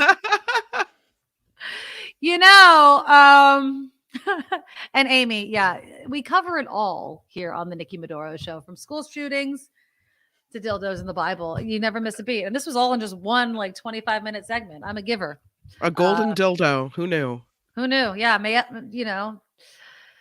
I love it. Okay, sex statue, no. Yeah, you don't want to miss any of the episodes, by the way. I am very immature. Kim tries to level up the maturity a little bit because I can go down. I'm right there in the gutter with you. Yeah, right there. thank you. I really do like some company down here. But it was a golden idol. Yeah. There's women on women prostitution. There's all sorts of things in the Bible. Yeah. I mean, if people are really talking about banning books, the violence, everything that's in the Bible is pretty bad. But I'm not saying that it should be banned. I don't think anybody thinks that the Bible, well, maybe you do think the Bible should be banned. I don't know. I don't think so at all. Okay, we're going to wait for Tim Sika to come on in just a moment. He's going to tell us what to watch. Mm-hmm. What's not on his list, though, does anybody watch? Yeah, today's the 24th. You know what comes out today? And I don't know if you ever saw it. Oh, darn it. I got to look it up because I don't want to give you the wrong streaming service to use. I think it might be Peacock. Yellow Jackets. Anybody watch Yellow Jackets? I was trying to watch it. Oh, you didn't watch it? You didn't like it? I can't really get into it. What didn't you like about it? Well, it's very it flips back and forth. They're young, they're old. They're young, they're old. The whole first episode. You have such a problem following these things, don't you? The whole first episode is I think they're setting the stage and they never really even tell you what happened. So I don't know. I'm tell me what happened. Don't hold out on me.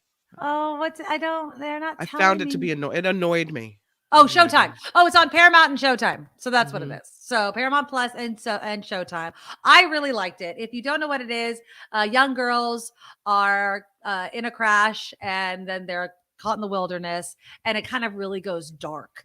I equate it to kind of a female Lord of the Rings in that aspect of it. Right, if that right. makes sense. I found it to be really great. It's pretty good. I'm forgetting her name right now, and I'm bummed because we've talked about her. Oh, Melanie Linsky. Did you know she's married to John Ritter's son? I did know that. I know. I love her. She's excellent. And so she's in it. And we'll be talking about a bunch of movies that are in theaters. Tim wasn't able to watch that. And I think the second season starts today. So I doubt he'd be able to binge watch the whole entire thing. But Calvin says the story evolved slowly, Kim. Savor character development. I was hooked. I was hooked from the first episode. I don't know about you. Oh God, yeah. We actually even started rewatching season 1. I just texted it over to my husband, look what's back tonight, because we're always looking for something to watch together. Okay. Even though we always fall asleep on the couch anyway, because that's what we are. An old married couple. All right, we're gonna do Kim's news. We'll bring Tim Sika on because I'm gonna have to bail maybe 5 minutes early. My daughter has a big day today. I'm getting her early from school. She's talked me into this, Kim. She has conned me into pulling her from school early because is anyone going to the Warriors game tonight? I'm going to be there. And if you go, pay attention at halftime because there's going to be a very special performance by my daughter's cheerleading squad. So we're very, very excited. That's really cool. She wanted to leave, Kim. She wanted to leave at 1:30. She does not have to be there until 5:30, but she is freaking out that she's going to be late. So guess who has to get her out of school a little bit earlier so I could do her hair, do her makeup. It's never taken her more than 20 minutes to get ready. She thinks it's going to take her an hour. She's just losing her mind about it. So I know, Emma. It's that age. It's absolutely a Bible study with Nikki. No, there's a lot of people that can dissect the Bible. I read it. I wouldn't be able to do a Bible study. Yellow Jackets annoyed me too. I'm with you, Kim. Lisa. Give it another shot. Just give it another shot. Oh, Amy, I'm so disappointed. You guys. Mwah. You can't mwah. You didn't give it a full shot. I love these people. I didn't even watch the whole series, but you're going to mwah about it. Finish it. Then you can judge. All right. Tim Sika's coming up. But first, we have to take a look at news with Kim. Now, from around the world to up your street, the Nikki Medoro Show presents News Czar Kim McAllister. And this report could be sponsored by you. That's right. We're looking for sponsors on the Nikki Medoro Show. You can email us at thenikkimedoroshow@gmail.com. And you can also support us. The show is crowdfunded. Check out our Patreon and check out our PayPal accounts and more at thenikkimedoroshow.com. Got to have the in there. Medoro. A lot of people misspell your last name, Nikki, like Midori sour. It bothers the crap out of me. I wish. Medoro. It's Medoro. Medoro. Yeah. Medoro. Yeah. Medoro. Okay. Let's go to this because I don't know if you remember me telling you about this situation in Southern California. You can kind of see the damage here, the tops of buildings, trees down as well. Was this a tornado? This is the tornado. Yeah. Crazy. So this EF1 tornado that touched down in Montebello Wednesday morning caused an estimated several $1 million in damage. Oof. A seafood distribution business lost part of its roof. The rain got in then, ruining all the products. The owner believes he is facing $3 to $4 million in damage. The man also suffered a gash to his neck and several cuts on his body from flying debris. 17 structures, most of them industrial buildings, were damaged. 11 of them red tagged. That tornado lasted about 2 to 3 minutes, but it had 110-mile-per-hour winds. And if I saw video, people standing outside and like looking up, I would be so freaked out. Like the world is coming to an end. That's it. The world is coming to an end. In California, no less. I mean, yeah, that's what I mean. We take earthquakes. The reason we live over here and not in the middle of the freaking country is so we don't deal with this. I don't want Tornado Alley whipping up in my hometown. No, thank you. So President Biden, let's see if I can get a picture of him up here for you today. Here he is. President Biden says the United States and Canada are two countries with one heart.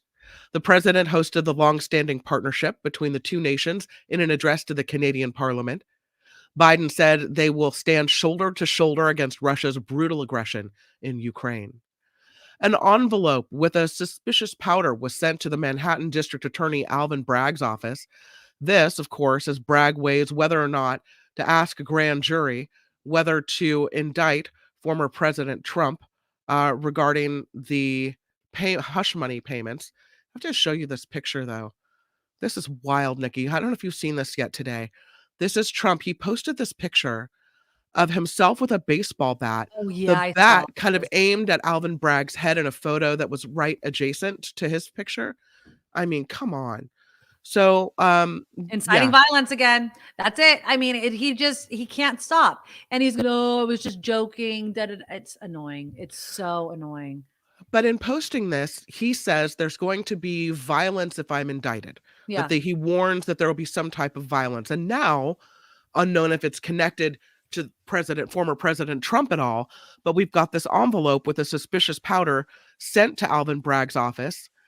So, did his call for violence inspire this? Yes, because the people that love Trump still are cuckoo for Cocoa Puffs. Like it just boggles my mind that he thinks that people are, he was just kidding, as if there's not going to be a repercussion when you do stuff like this. Of course, he knows what he's doing, people. Yeah, he does. He knows what he's doing. It's ridiculous. So the powder found just hours after his call for violence. Yeah. The air defense system at a U.S. military base in Syria was not fully operational at a very critical moment. A suspected Iranian drone hit the installation Thursday, killing a U.S. contractor, injuring American troops as well. The New York Times reports that now an investigation is underway. Life in prison is the sentence for a Northeast Florida teenager who fatally stabbed his middle school classmate more than 100 times.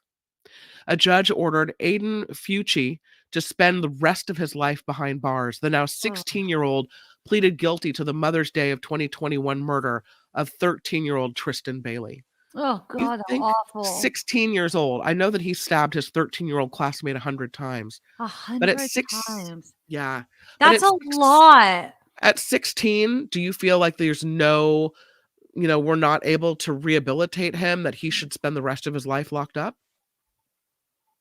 I don't know, man. I mean, if it was my kid, I'd say no. I mean, if it was my kid that was killed, I'd say no, throw him away, throw him in jail, throw away the key.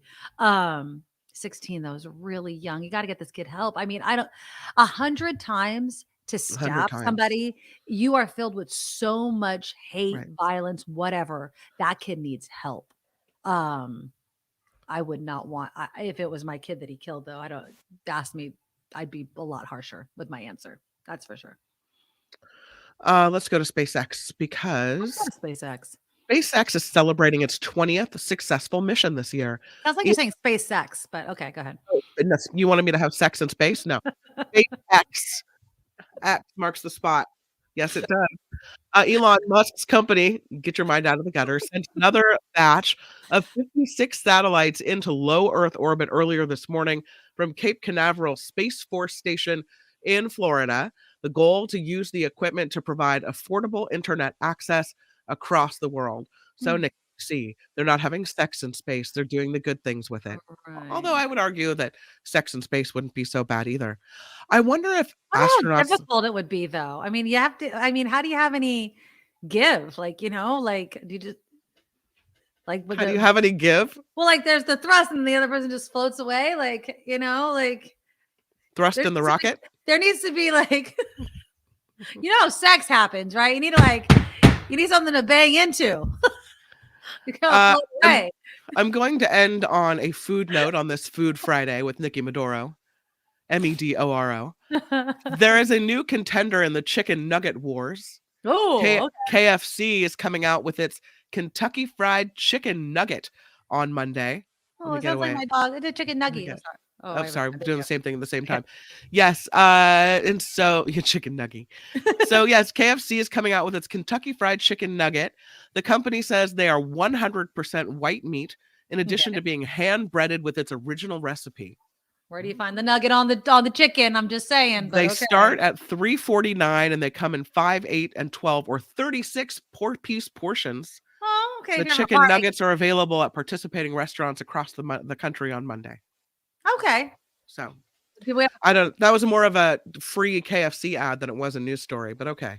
Did they put a price on it? Because that's where the devil's in the details. How much am I paying for all those chicken nuggets? Yeah, they said $3.49. $3.49 for the how many? Probably for the 3-piece. That's a lot. They start at $3.49 for the 3-piece. You could get for the 5-piece rather. Okay, I was like, more than a buck nugget? No. 5, 8, 12, or 36 pieces.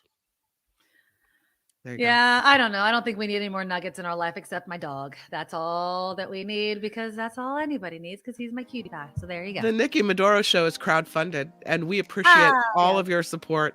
You can check out our website at thenickimedoroshow.com. That's where we got our PayPal link and our Patreon link. You can find out a lot about the show, even go to old episodes. And if you wanted to listen to us on podcasts, which some people do as well, you can find all that information there. So thank you for checking out thenickimedoroshow.com. And thank you for being here with us. Whether you're able to give or not, we love having you along for the ride. Yeah, and something free to do. Click the like button while you're at it. Like it, like it, like it. Yeah. There you go. Click the thumbs up button. It's free. Yeah. You don't have to do it, but it will every single show. We absolutely love it. And so does YouTube. Okay. It is Friday, and something that we love to do on Fridays, of course, is to talk movies with our friend, Tim Sika. Hi, hey, Tim. Nikki. Hey, Kim. Hi. I can't get the sex and space thing out of my head. I'm telling you, it's a good question, but somebody was calling me very immature for asking. I ask the hard questions. Yeah. Adults. I ask the ones that make you go, Yeah, I wonder, but right, it's making me go, I wonder too. Anyway, yeah. Anyway, oh, it's a big night at the movies because John Wick 4. Are you a John Wick fan, Tim Sika? kind of, sort of, and I want to get to that actually. Talking about this one, Chapter 4, which I think, given this movie's ending, it's probably and most likely the final John Wick movie. Okay. Although, character spin-offs are always a possibility where big box office is concerned. And there's a lot of several colorful and larger than life characters in this John Wick installment. Anyway, Keanu Reeves, right? He returns as the killer, who probably knows no equal in terms of actual people he's killed. I think that this movie probably has more killings in it than in any other movie ever made. If there is a movie where there were more killings than there are in this movie, I can't think of it. I don't know. Maybe fans of the show can weigh in on that. But anyway, okay, the plot of John Wick, Chapter 4, complicated as always. God, these plots are impossible to talk about. But anyway, suffice it to say that John Wick, ever seeking revenge, right, and ever massacring anybody that gets in his way, he's seeking a way out of this madness, this endless cycle of killing, which only results in his enemies wanting to kill him. And then at one point in the movie, he kind of observes that he says something very philosophical. He says, those who cling to death live, and those that cling to life die. Oh, blah. So, yeah, I know. The screenplay is sprinkled with similar examples of philosophical musings. Anyway, like I said, it may just hold the record for the highest number of killings in a single feature film. Oh, wow. Okay. Which, with each subsequent killing scene or fight scene or action scene outdoing the previous spectacular one, which you were convinced couldn't get any more spectacular. So, God, what else can I say about this movie? Is it ever long? It is 10 minutes short of 3 hours. No. See, Yes. I'm out. I'll watch it at home. I'm not going to sit in the theater that long. No. Yeah, well, it's just one action killing, seemingly endless action and choreographed set piece after another. And, in that regard, I guess it's this insanely, unbelievably spectacular entry into this franchise, arguably the most spectacular of the four films. It's pulse pounding, it's adrenaline producing cinema. I mean, it really works you up. You asked me at the outset if I was a fan. The problem for me with these movies is, at the end of the day, it's a revenge fantasy. I watch these movies and I'm thinking, what are they doing to me? Oh, really? like impact in your brain and psyche? Oh, okay. Yeah. I mean, what are they? I mean, it's like all this killing, and it's endless killing. I think there's like 20-minute sequences, which is like one massacre after another, after another, after another. I don't know. I mean, for what it is, it's astoundingly good. I mean, the craft of this movie is just amazing. What they've done. But I think it's artistic even, but prepare yourself for an onslaught of violence. And at the risk of sounding like a pretentious moralist, I do question the value of exposing myself to these kinds of revenge fantasy movies. Right. Are they gory? Are the killings gory? One of our viewers. They are gory. Yeah, or some of them are gory. I mean, they give you just enough gore to where you think, I'm going to vomit. And then they kind of pull back. Okay. Then they kind of pull back, but then they go back right into the gore, and it's man. Okay. Well, let's clean our palate a little bit with this movie, The Lost King. Yes. Apparently, it's based on a true story. Yeah, for a decided change of pace from Chapter 4. This movie was more to my personal liking and taste. It's a British film. It's directed by Stephen Frears, who did the Helen Mirren vehicle, The Queen, and Dangerous Liaisons. He's 81. He's still making very good movies like this one, The Lost King, which is based on this book. It's called The King's Grave, The Search for Richard III. And it tells the story of this lady. Her name was Philippa Langley, I think. Yeah, Philippa Langley, played in the movie by Sally Hawkins, who's best known for the part she played in I didn't know anything about this. I don't know where I was when this made the news, but she discovered and exhumed, along with these bunch of people, the actual body, supposedly, of King Richard III, who was the last Plantagenet king of England. And in 2012, this happened. Richard III, Shakespeare's Richard III, my horse, my kingdom for a horse, that Richard III, whose actual body after the defeat at the Battle of, I think it was Bosworth, if I remember the play correctly, remained a mystery for over 500 years. And so this is that story. And I'm sure it's been a tad like movie finesse to make it an entertaining account. And it's a very good, very entertaining movie. Steve Coogan is in this.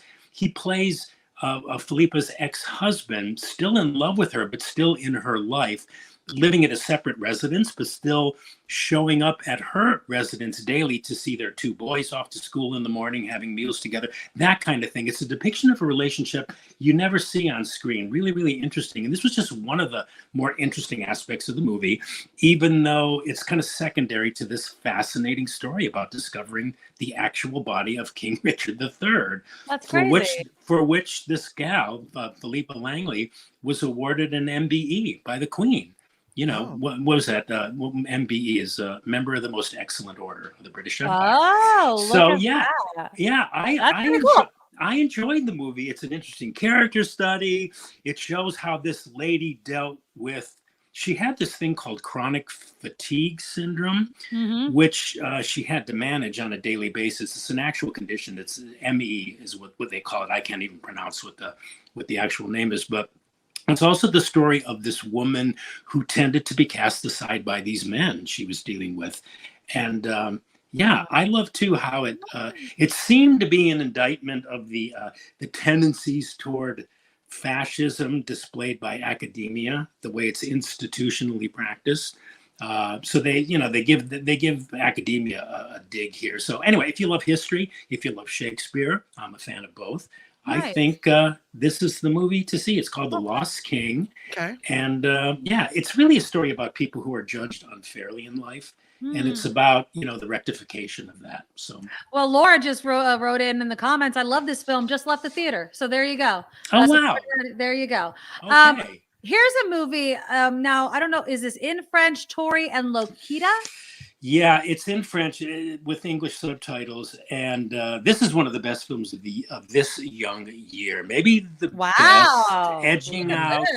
Edging out. My previous best so far film of this young year was called Emily, which I think Kim and I talked about, Nikki, when you were away one Friday. Anyway, Tori and Lokita is the movie. It's a French film. It's written and directed by the Dardenne brothers. They're this French socially conscious team of siblings who make movies, Jean-Pierre and Luc. And it is, oh my God, this movie. It's the heartbreaking story of two African immigrants, an 11-year-old boy and a 16-year-old girl, who are living really by their wits in a Belgian city, and who may or may not be brother and sister. This, are they or aren't they related, figures heavily into the plot. And it's open for debate whether they're actually related to each other or not. And it's beside the fact that these two children, they have this deep bond. They're deeply connected to each other and they look out for each other. And it's really all they have, because they met on the boat coming from West Africa, and they were just kind of dropped in Europe. And this is a story about the plight of immigrant children who flee to Europe, expecting relief from the situation from which they fled, only to be confronted by a worse situation. And the Dardenne brothers, who've been making these kinds of films for decades, they're known for their rigorous research methods.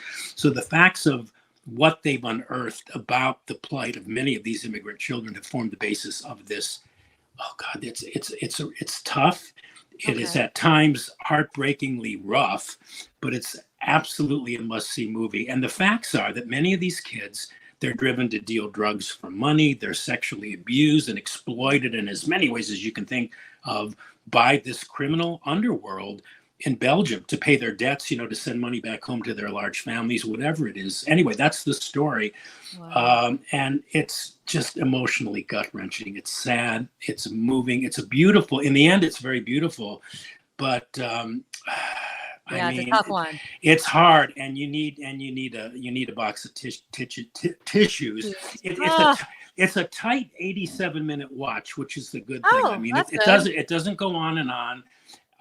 But it's also this indictment against government institutions who are designed to help these children, but who are more caught up with the perpetuation of their own institution and the preservation of their own bureaucratic methods than in doing anything specific to help these kids. So, but anyway, strong stuff. But as I said, it's one of the best films, if not the best film I have seen so far this year. Wow. Wow. All right. Yeah. We have one more, and this is the only, well, besides John Wick, this is the only other movie that I've heard of. And that's A Good Person with Florence Pugh and Morgan Freeman. I've seen this trailer a million times. Did you like it? Well, it's kind of a mixed bag. Okay. But I still think there's enough good in it to check it out. Okay. And it's as you said, it's called A Good Person. And it's basically the story about, I don't know what, it's about healing and it's about forgiveness. It stars, as you mentioned, Florence Pugh, who plays this young woman, right, who seems to have everything going for her in her life. She's successful. She's about to be married to the love of her life. And then a tragedy strikes and it sends her spiraling into like a year-long depression and drug addiction. Morgan Freeman plays, I don't know, I haven't seen the trailer for this, so I don't know if any of that comes across in the trailer, but Morgan Freeman plays her would-be father-in-law, who she happens to run into unexpectedly at this AA meeting. And it's an incident which kind of sets the narrative off into these surprising directions. And what I liked about this movie, Nikki, is that it always managed to keep your interest, to keep you engaged. It kind of began as one thing, almost like a rom-com, and then it became a kind of drama, which took this plot twist, and then it morphed into this story about opioid addiction. So, I mean, yeah, it was, so in a way, it was all these things, in addition to the fact that it did have something to say without pounding you over the head with it. Zach Braff wrote and directed. He's an actor. Most people know him from the TV series Scrubs. And this is his fourth time at writing and directing a feature film. Garden State was that was a good movie.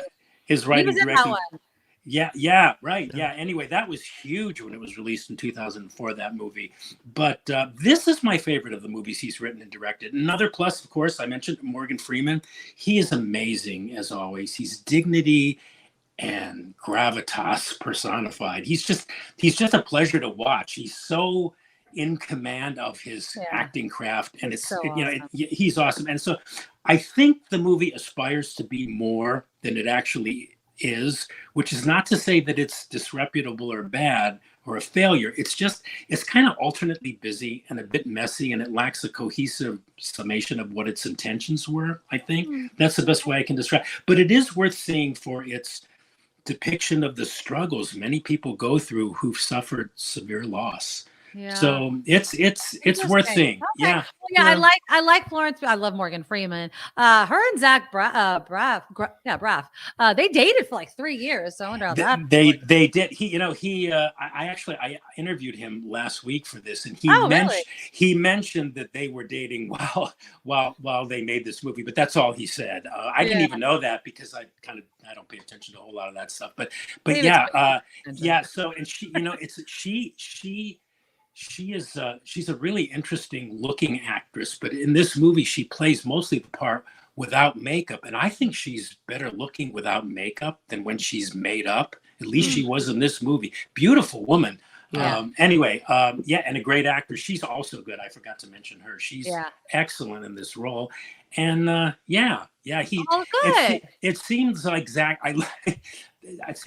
Braff would go. He went with, I think, 2 other actresses, and it was always for around the same time, 2-3 years. Then they'd break up. I don't know what that means, but hey, it's better than Leonardo DiCaprio. He only dates like chicks in their like 20s or something like that. Yeah, and supermodels, right?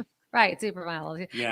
If you can, I guess, knock yourself out. Why not? Yeah. Why not? Yeah. Hey, right. If you're happy, I won't yuck anybody's yum. Tim, Sika, thank you so much. We will see you next Friday for some more movies. All right, ladies. Thanks so much for having me. We love you. Okay. Have a great weekend. I love Tim Sika. So check out the movie. So, I mean, he kind of gave a thumbs up to everything. John Wick, though, you might have to protect it. I haven't watched one. My husband watches it. And you know me, I don't mind violence and gore. I just can't get into John Wick. I like Keanu Reeves. I just feel like sometimes the way he talks, it's too, I was hearing earlier that there was a clicker, like they did a body count on John Wick, and it was well over 150 dead bodies in, a certain amount of time. There's so many movies like that, like The Kingsman, a ton of them. If it bothers you, then don't go see it. But I'm just not going to go see it, because it's almost 3 freaking hours long. Yeah. No, thank you. No, thank you whatsoever. All right. I do want to give some shout outs again. Calvin Wong came through with a $50 super sticker. Calvin, mwah. All the stories and the contribution. That's nice. Thank you. Thank you. Oh, no, Calvin Wong's amazing. He donates so many stories to the cause. Lady Beatrice with 2 donations, each $5. I really appreciate you. And we had a number of people donating to our Patreon today. Karen just became a new Patreon member, a Medorable. I should create like stickers or something so you get one in the mail. That's a good idea, actually. I'm going to make some more merch, but I do appreciate you guys donating to the Patreon because that's the consistent money that we can depend on. And so if you can, please consider donating NikkiMedoroShow.com. Any amount you want to, bump up your donation. We love you guys. We want to keep doing it. And we really appreciate you all so very much. Have a fabulous weekend. If you're going to the Warriors game, cheer really loudly during the halftime show because my daughter is going to be there performing with her cheer crew. So I'm very excited to see it. I'm going to be in the nosebleeds. So if you're closer, take better pictures than I'll be able to. So we'll do that. And we'll talk on Monday. Bye-bye, guys. Nikki, you're all so awesome. You're proud, like a beautiful blossom. You're also the best. I really can't rest. You're all so awesome. Wow. Okay.